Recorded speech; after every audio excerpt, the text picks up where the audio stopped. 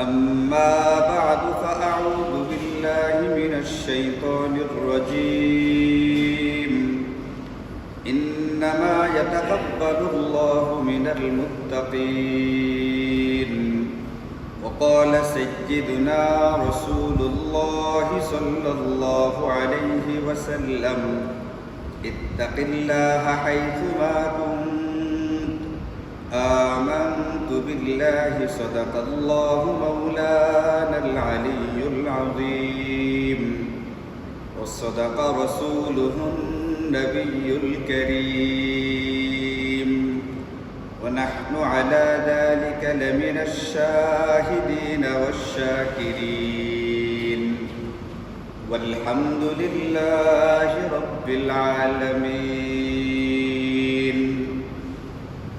اللهم صل على محمد وعلى آل محمد كما صليت على إبراهيم وعلى آل إبراهيم إنك حميد مجيد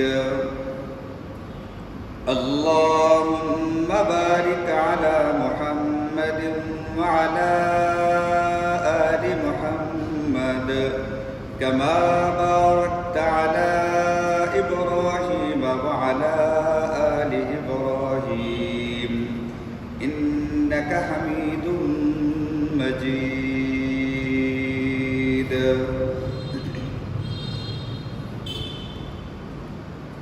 الحمد لله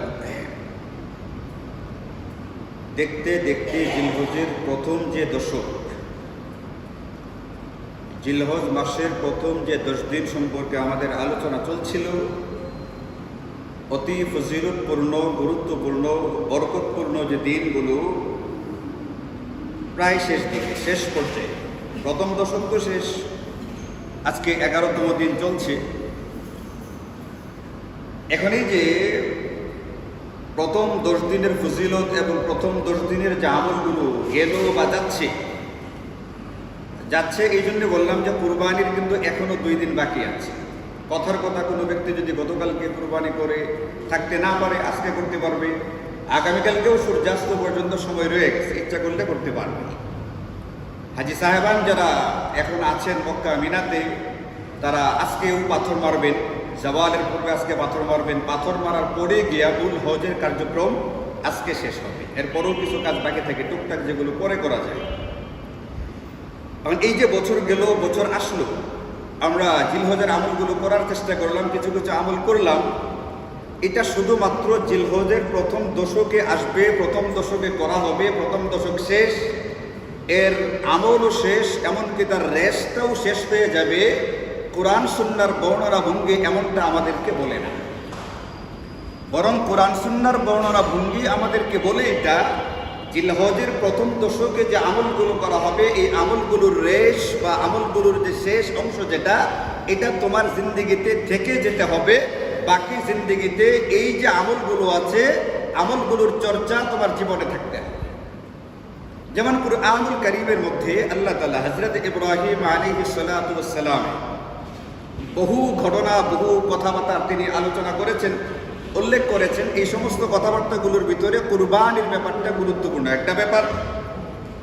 এই ব্যাপারটা আলোচনা করার পরে আল্লাহ বলছেন এই যে কুরবানির যে বিধানটা, এই বিধানটা ওয়া তারাকনা আলাইহি ফিল আখিরিন, আমি পরবর্তী প্রজন্মের মধ্যে, পরবর্তী প্রজন্ম সাইয়্যিদুনা হযরত ইব্রাহিমের পরের প্রজন্ম খালি এটা না, একেবারে কিয়ামত পর্যন্ত প্রজন্মের পর প্রজন্ম যারা আসতে থাকবে, তাদের মধ্যে ইব্রাহিমী সুন্নাহ হিসাবে কুরবানির বিধানটাকে রেখে দিলাম।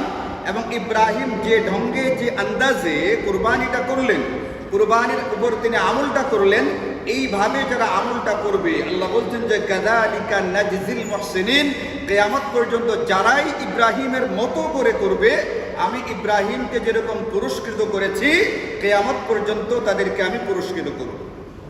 এর মানে হচ্ছে হযরত ইব্রাহিম আলাইহিস সালাতু ওয়াস সালাম আমলটা করেছিলেন, উনি করার পরে এরা সব শেষ, ব্যাপারটা এরকম না। এই আমল কিয়ামত পর্যন্ত বহাল থাকবে। এই আমল যারা করবে ইব্রাহিমের মতো আল্লাহ পাক তাদেরকেও পুরস্কৃত করবেন। এর মানে হচ্ছে আমাদেরকে আমলটা করে যেতে হবে, শুধু আমাদেরকে না, আমাদের পরবর্তী প্রজন্ম যারা আছে তারাও করবে। তবে শুধুমাত্র জিলহজের প্রথম দশক এরকমটা না, বরং প্রথম দশকের পরে আগামী বছরের জিলহজের প্রথম দশক আসার আগ পর্যন্ত এর রেশ আমাদের ভিতরে থাকতে হবে। এর ভিতরে মৌলিক যে শিক্ষাগুলো আছে, অনেক শিক্ষা, অনেক খোরাক এখানে আমাদের জন্য রাখা আছে। সাইয়্যিদুনা হযরত ইব্রাহিম আলা নবিয়্যিনা ওয়া আলাইহিস সালাতু ওয়াস সালামের শুধুমাত্র এই একটা ঘটনা যদি আমরা দেখি, কুরবানি সংক্রান্ত ঘটনা, এইগুলোর ভিতরে আমাদের জন্য অনেক পরিমাণে আত্মিক খোরাক রেখে দেওয়া আছে। আধা ঘন্টার বয়ানে সবগুলো বলা সম্ভবপর হয় না, আগের থেকে বলা হতে থাকে, মাঝে মধ্যেও বলা হয়। আজকে আপনাদেরকে শুধুমাত্র মৌলিক একেবারে মূল যে দু একটা পয়েন্ট এখান থেকে একটু টাচ দেওয়ার চেষ্টা করবো ইনশাআল্লাহ, যে কোন রেসটা আমাদের ভিতরে পরবর্তীতেও থেকে যেতে হবে। এর ভিতরে প্রথম এবং প্রধান যে বিষয়টা, জিলহজের পরেও আগামী জিলহজ পর্যন্ত, পরের জিলহজ থেকে পরের জিলহজ মানে আমাদের মৃত্যু পর্যন্ত, ইন্তেকাল পর্যন্ত যে জিনিসটা থেকে যেতে হবে, এটার নাম হচ্ছে, আয়াতে কারিমার ভিতরে আল্লাহ বলছিলেন এভাবে, ফালাম্মা আসলামা ওয়া তাল্লাহু লিল জাবিন, অতঃপর যখন তারা উভয়েই ইসলাম কবুল করল, আসলামা তারা দুইজনে ইসলামকে মেনে নিল এবং ইব্রাহিম ইসমাইলকে শুয়ালেন জবাই করার জন্য। আয়াতের তর্জমা হচ্ছে এটা, অতঃপর যখন তারা দুজনেই আসলামা ইসলামকে মেনে নিলেন এবং তিনি তাকে শোয়ালেন, মানে ইব্রাহিম ইসমাইলকে শোয়ালেন। কি জন্য শোয়াছিলেন? কোরবানি দেওয়ার জন্য শোয়াছিলেন। এখানে প্রথম শব্দটা হচ্ছে আসলামা। আসলামা শব্দটা ইসলাম শব্দ থেকে, ইসলাম শব্দ থেকে আল্লাহ বলছেন আসলামা, তারা দুজনে ইসলামকে মেনে নিল।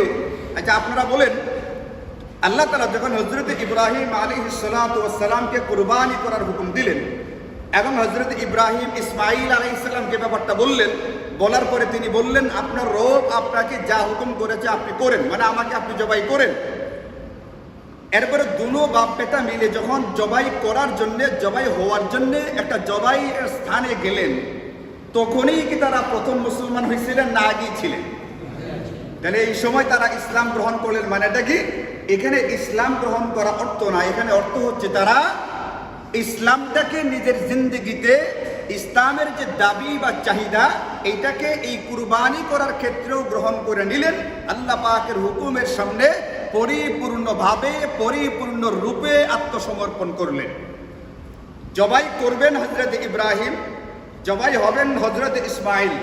জবাই করার জন্য, জবাই হওয়ার জন্য তারা দুজন আল্লাহ পাকের হুকুমের সামনে পরিপূর্ণভাবে আত্মসমর্পণ করলেন। এটাকে বলে ইসলাম। যারা এইভাবে জিন্দেগির সকল ক্ষেত্রে আল্লাহ পাকের হুকুমের সামনে আত্মসমর্পণ করতে পারে, এদেরকে বলা হয়ে থাকে মুসলিম। সুতরাং পরিপূর্ণ মুসলিম হতে গেলে আমার জিন্দেগির পদে পদে, বাঁকে বাঁকে, পরতে পরতে আল্লাহ পাকের হুকুম যেখানেই আসবে, ওইখানে আমাকে পরিপূর্ণভাবে, বিনা শর্তে, বিনা স্বার্থে আত্মসমর্পণ করে ফেলতে হবে। তাহলেই আমি হযরত ইব্রাহিম এবং হযরত ইসমাইল আলাইহিস সালাতু ওয়াস সালামের মতো ইসলাম গ্রহণকারী, আমি তাদের মতো মুসলমান। আল্লাহ পাক তাদেরকে যেরকম পুরস্কৃত করেছিলেন, আমাকে আপনাকে কিয়ামত পর্যন্ত পুরস্কৃত করতে থাকবে। পুরস্কৃতটা কি? পুরস্কারটা কি? আল্লাহ হযরত ইব্রাহিমকে যখন এই কথাটা বললেন, তুমি তোমার সন্তানকে, প্রিয় বস্তুকে কুরবানি করো, তখন তিনি বার্ধক্যে পৌঁছে গিয়েছিলেন। আমরা মানুষ হিসাবে স্বাভাবিকভাবে যখন সন্তান জন্ম নেওয়ার মতো অবস্থায় আছি এটা মনে করি না, মনে করি যে এখন আমার পক্ষ থেকে সন্তান হবে, এই অবস্থায় আমি নেই। আমার স্ত্রী এই বয়সে নেই যে এখন তার সন্তান আসতে পারে, এমন একটা যখন অবস্থায় আমরা পৌঁছে যাই, ওই সময়ে আল্লাহ তাআলা হযরত ইব্রাহিমের দুয়ার পরিপ্রেক্ষিতে হযরত ইসমাইলকে জন্ম দেওয়ার সুসংবাদ জানাইলেন। তখন বয়সটা কত? হযরত ইসমাইল এবং কয়েক বছর পরে হযরত ইসহাক আলাইহিস সালাতু ওয়াস সালাম জন্ম নিলেন। জন্ম নেওয়ার পরে হযরত ইব্রাহিম আলাইহিস সালাতু ওয়াস সালাম আল্লাহ পাকের শুকরিয়া আদায় করেছিলেন যে ভাষায়, ওই ভাষাটাকে আল্লাহ আবার কোরআনে উল্লেখ করেছেন। ওইখানেই দেওয়া আছে তার বয়সটা কত। তিনি দোয়া করতেছেন, মানে আল্লাহ পাকের শুকরিয়া আদায় করতেছেন। আলহামদুলিল্লাহিল্লাযী ওয়াহাবা লি আলাল কিবারি ইসমাঈলা ওয়া ইসহাক। প্রশংসা আল্লাহর জন্য। আলহামদুলিল্লাহিল্লাযী, সকল প্রশংসা আল্লাহর, যিনি ওয়াহাবা লি, আমাকে দান করলেন, আলাল কিবারি, বার্ধক্যকালে। আমাদের যে বয়সটা আমরা বিশ্বাস করি তখন সন্তান হবে না। হযরত ইব্রাহিমের তো আল্লাহ পাকের উপরে অগাধ আস্থা এবং বিশ্বাস ছিল। ঈমানের ইয়াকিনের একেবারে পরিপূর্ণতা তার অন্তরের ভিতরে বিরাজমান ছিল।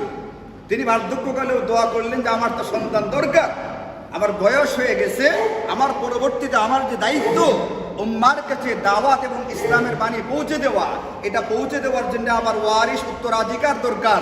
আল্লাহ পাকের কাছে দোয়া করলেন, আল্লাহ পাক তার দোয়া কবুল করে সন্তান দিলেন। তিনি বললেন যে প্রশংসা ওই আল্লাহর জন্যে যিনি বার্ধক্যকালে, বুড়াকালে আমাকে সন্তান দান করলেন। তাহলে সন্তানটা হয়েছে কি জোয়ান বয়সে না বার্ধক্যের সময়?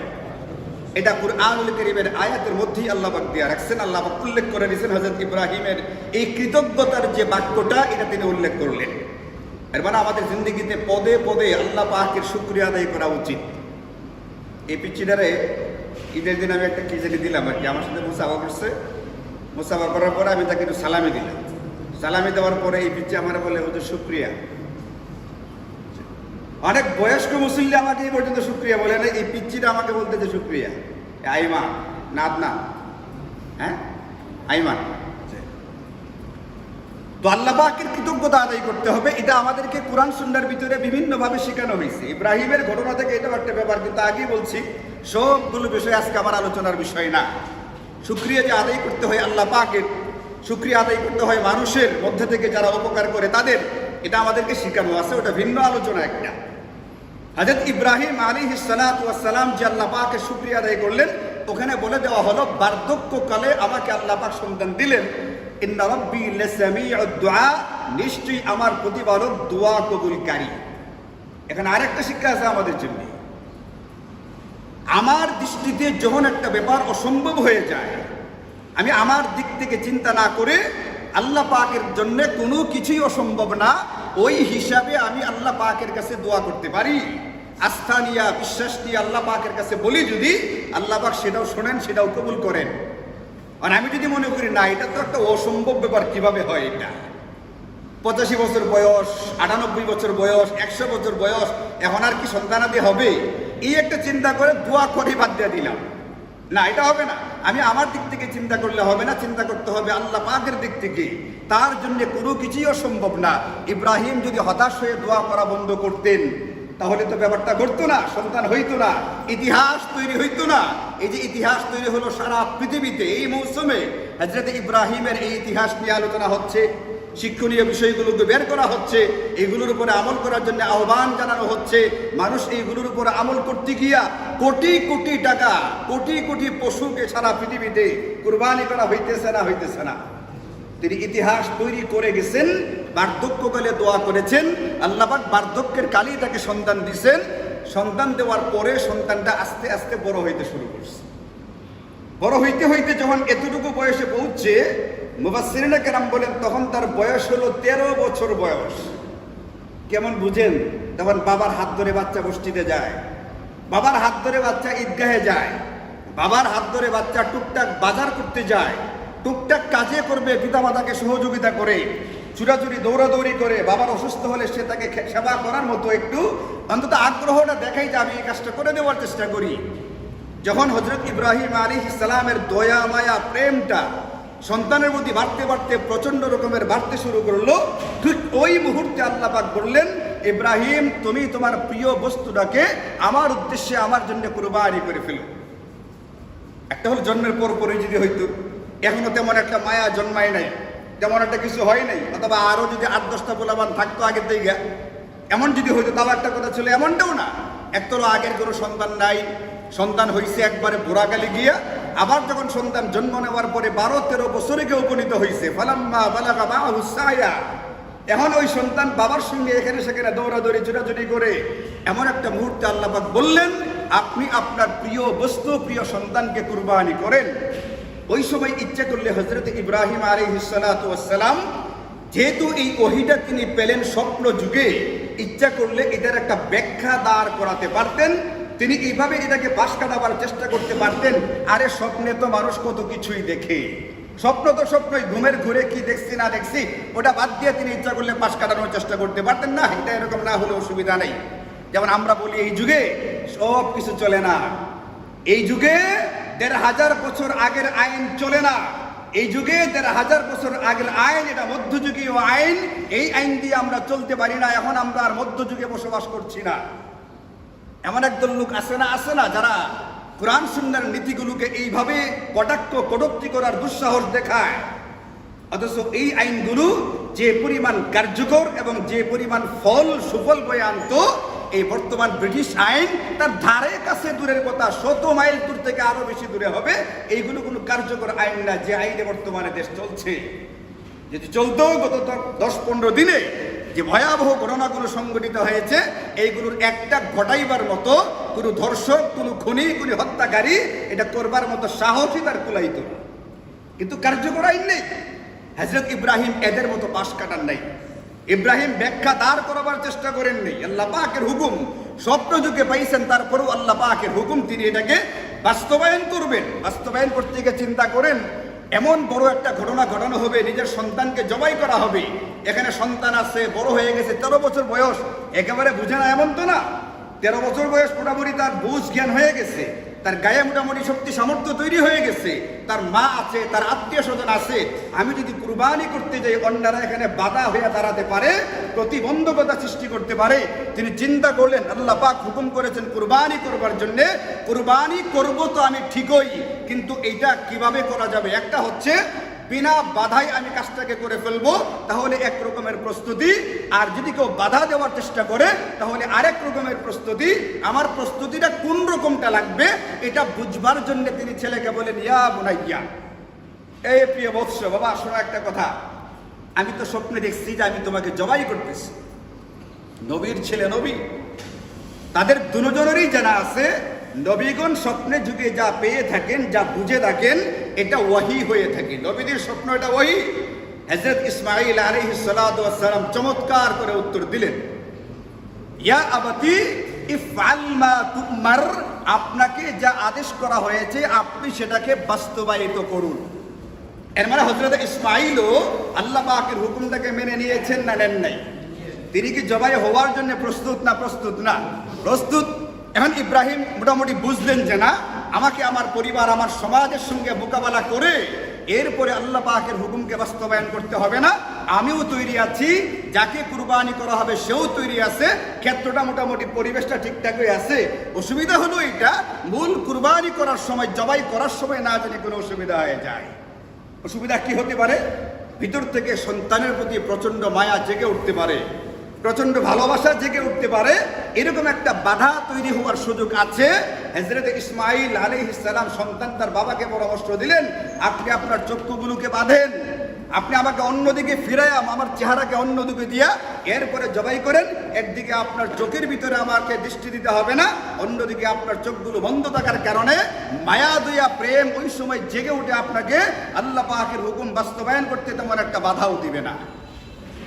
তারাও বাহানা তালাশ করছেন, চক্ষু বাঁধার বাহানা, তারাও বাহানা তালাশ করছেন চেহারাকে অন্যদিকে ঘুরে রাখবার বাহানা, কিন্তু তারা বাহানা তালাশ করেছেন আল্লাহ পাকের হুকুমটাকে বাস্তবায়ন করবার জন্য। এটা আধুনিক যুগ, এটা আলট্রা মডার্ন যুগ। এই যুগে ১৫০০ বছর আগের বিধান চলবে না। ১৫০০ বছর আগের বিধানটা মধ্যযুগীয় বিধান। এই কথা বলে পাশ কাটাবার জন্য বাহানা তালাশ করেন নাই। বাহানা দুই দলেই তালাশ করে। বর্তমান জামানের একদল লোক বাহানা তালাশ করে, তারাও বাহানা তালাশ করতেন। তারা বাহানা তালাশ করতেন কোনটা? কিভাবে আল্লাহ পাকের হুকুমটাকে বাস্তবায়িত করা যায়। আর আমরা বাহানা তালাশ করি কোনটা? ওই জামানার বিধানগুলোকে বাদ দিয়া বর্তমান ইহুদি, খ্রিস্টান, বেঈমান ব্রিটিশদের আইন কিভাবে বাস্তবায়িত করা যায় সেটার জন্য। মানে ভাইও, এই জন্য আমার আলোচনা, আমি আপনাদেরকে মূল যে জিনিসটা দেখাইতে বুঝাইতে চাইতেছি, এটা তারা বাহানা তালাশ করলেন কিভাবে জবাইটা সুন্দরভাবে সম্পন্ন হয়ে যায়। আল্লাহ পাকের হুকুমের সামনে আত্মসমর্পণ এটাকে বলে, এটাকে বলে ইসলাম। যারা এইভাবে আল্লাহ পাকের বিধান যখন জানবে, এটা আল্লাহ পাকের হুকুম যখন বুঝে ফেলবে তখন এখানে কোনো রকমের তাল বাহানা করা যাবে না। কোনো রকমের তাল বাহানা না করে ওই বিধানটাকে বাস্তবায়ন করবার জন্য নামতে হবে, প্রস্তুতি নিতে হবে। এমন যার ভিতরে থাকবে সে হচ্ছে মুসলমান, একে বলে আসলামা, ইসলাম গ্রহণকারী, আল্লাহ পাকের হুকুমের সামনে আত্মসমর্পণকারী। তারা দুই বাপ্পাটা তৈরি হলেন, তারা জবাই গাহে গেলেন, যেখানে জবাই করা হতো কুরবানির পশু, ওখানে তারা গেলেন। ওইখানে গিয়ে জবাই করার জন্য, জবাই হওয়ার জন্য প্রস্তুত হলেন। এমনকি হযরত ইসমাঈল আলাইহিস সালামকে শোয়ানো হইল, ছুরি চালানো হবে। ঠিক এই মুহূর্তে আসমান থেকে দেওয়া হইল ইসমাঈলের পরিবর্তে একটা জান্নাতি দুম্বা। এরপরে বলে দেওয়া হলো, ইসমাঈল কাদ সাদ্দাক্তার রুইয়া, আপনি আপনার স্বপ্নকে সত্যায়িত করে দিয়েছেন, এটাকে বাস্তবায়ন করে দিয়েছেন, আপনি আপনার যা করার তা করে ফেলছেন। আপনি শুনুন, এটার জন্য আপনার জন্য ছিল একটা পরীক্ষা, আপনি পরীক্ষায় 100% নাম্বার পায়া উত্তীর্ণ হয়ে গেছেন। ইব্রাহিম, পুরস্কার হিসাবে আপনাকে কয়েকটা জিনিস দিলাম। এই পরীক্ষায় উত্তীর্ণ হওয়ার কারণে 1 নাম্বার পরীক্ষাটা ছিল এটা, বার্ধক্য করে যে সন্তান লাভ করেছিলেন সেই সন্তানকে জবাই করে ফেলতে হবে, সন্তান জবাই করা লাগবে না, সন্তানকে বাঁচায় দিলাম। আচ্ছা, ইসমাঈলকে জবাই হয়ে গেছেন না বাইচে আছে? 2 নাম্বার, ইব্রাহিমের এই ঘটনা ইতিহাসকে আল্লাহ তাআলা কুরআনুল কারীমে নবীজিরা, নবীগণ হাদিসে পাকের ভিতরে বারবার অসংখ্য হাদিস দিয়ে বর্ণনা করেছেন। আল্লাহ বলছেন, এটা আমি তোমার জন্য শুধুমাত্র স্মৃতি হিসাবে রেখে দেই নাই, এটাকে যুগে যুগে হার জামানায় কিয়ামত পর্যন্তের জন্য একটা গুরুত্বপূর্ণ আমল হিসাবে রেখে দিলাম। এখন তিনি কুরবানি করে সওয়াব পেয়েছিলেন, আমরাও কুরবানি করে সওয়াব পাই।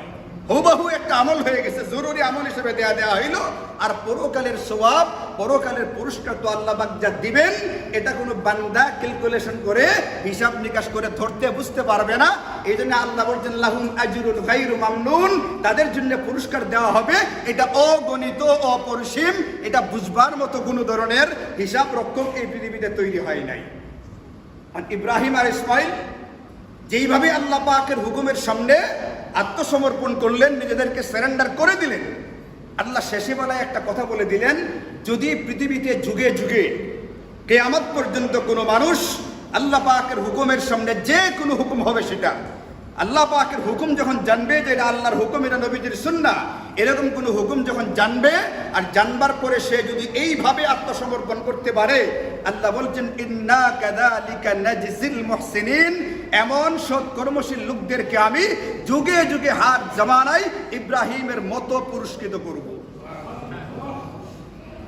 কি সেটা? 1 নম্বর, দুনিয়াতে যে জিনিসটা নিয়ে আমি আল্লাহ পাকের হুকুমের সামনে পতিত হব, যে হুকুমটা বাস্তবায়ন করতে গেলে আমি দ্বিধাদ্বন্দ্বে ভুগি, যেটাকে আমি মনে করি কল্যাণকর হবে কি হবে না, যেটা নিয়ে আমি দুশ্চিন্তায় থাকি, টেনশনে থাকি, যেটাকে নিয়ে আমার বিভিন্ন ধরনের ভাবনা ভিতরে কাজ করতে থাকে, যে কোরআন সুন্নাহর আইনে যদি বর্তমান বিচার ব্যবস্থা চলতে হয়, তাহলে আমি আবার না জানি কোন বিপদের ভিতরে পড়তে চাই। গুরুদেরকে, দাদাদেরকে, আমাদের যারা ঠাকুর, তারা আবার কোনো রকমের অসুবিধা সৃষ্টি করে কিনা, এই যে একটা ভয় ভিতরে কাজ করতে থাকে। দেখছেন না, ডোনাল্ড ট্রাম্প নামের এক মহিষ জবাই করতে নিয়েছিল এক লোকে, এটাকেও তারপরে শেষ পর্যন্ত বাঁচাইয়া চিড়িয়াখানাতে নিয়ে আসা হয়েছে। কি পরিমাণ ভয় পাওয়া হয়, যদিও অন্য একটা বাহানায় আনা হয়েছে, বিরল প্রকৃতির মহিষ ইত্যাদি ইত্যাদি।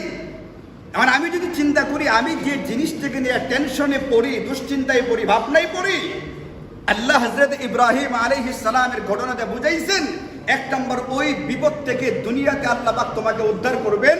যেরকম ইব্রাহিমকে পরীক্ষা করতে গিয়া ইসমাঈলকে জবাই করার পরীক্ষায় ফেলে দিয়েছিলেন, আল্লাহ তাআলা ইসমাঈলকে জবাই করার বিপদ থেকে ইব্রাহিমকে বাঁচাইছেন।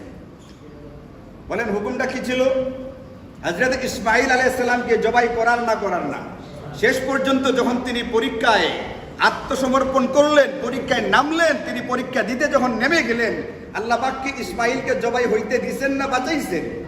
বাঁচাই দিয়েছেন। আল্লাহ বলছেন, পুরস্কার হিসাবে কিয়ামত পর্যন্ত যাকে যে বিষয়টা দিয়ে আমি পরীক্ষায় ফেলবো, ওই পরীক্ষাতে যে বিষয়টা নিয়ে সম্মুখীন হবে, ওখানেও আমি তাকে বিপদ মুক্ত করে দিব।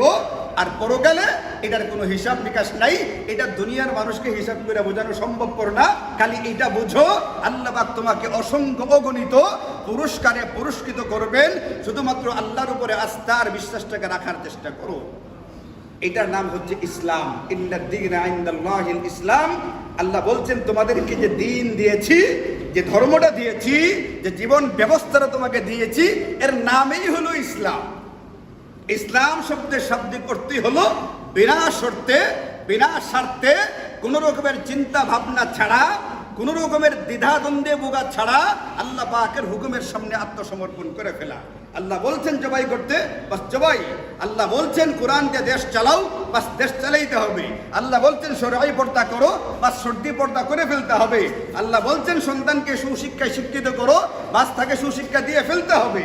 আল্লাহ বলছেন সন্তানকে নামাজ শিখাও, নামাজ শিখায় ফেলতে হবে। আল্লাহ বলছে সন্তানকে হালাল হারাম বুঝাও, তাকে বুঝায় ফেলতে হবে। আল্লাহ বলছেন সন্তানকে মসজিদে আনা নেওয়ার অভ্যাস করে তুলো, বাস অভ্যাস করে ফেলতে হবে।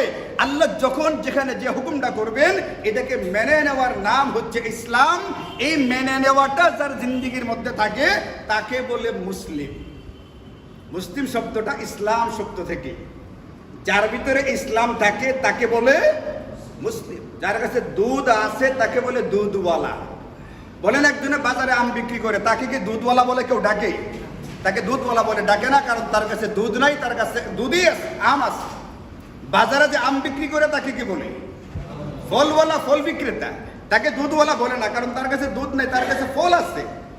এখন আমাকে যদি ইসলামওয়ালা বলতে হয়, আমাকে যদি মুসলিম বলতে হয়, তাহলে আমার ভিতরে আব্রাহাম লিঙ্কনের ধর্ম থাকলে হবে না, আমার ভিতরে কোরআন সুন্নাহর ধর্মটা থাকতে হবে। তাহলে আমার ভিতরে ইসলাম আছে।